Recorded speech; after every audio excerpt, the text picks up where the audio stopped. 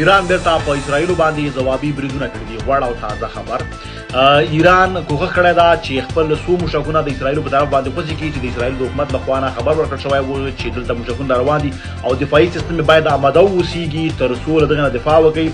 په ټولو باندې بریالي شوي دي چې له ټولو نه دفاع وکړي. څو دانې هلته په اسرائیلو کې لګېدلي دي، په اورشلیم کې لګېدلي دي، په بعضې نورو ځایونو کې لګېدلي دي. تر اوسه پورې خبر دا ده چې وطنو ته مرګ ژوبله اوښتې ده. دا چې مړه دي زخمیان دي معلومه نه ده. په هر صورت د ایران د رسنیو لخوا دا خبره ویل شوې ده. اسرائیلو تر اوسه پورې دا خبر نه تایید کړی چې څو کسان هلته مړه دي یا زخمیان دي، خو په ایران کې بیا اووه اتیا تنه تر اوسه پورې مړه شوي او 250 او شاړ ټپیان دي.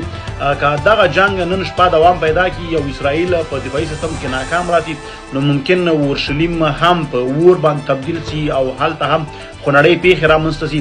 دا چې اسرائیل به بیرته ځواب ورکړي، ناټو هم ممکن له اسرائیلو سره ولاړه اوسي او ودرېږي تر څو د ایران مخه ونیسي. ګورو چې په راتلونکو ورځو او شپو کې څه کېږي. خدای دې هغه شر پېښ کړي چې زموږ پکې خیر.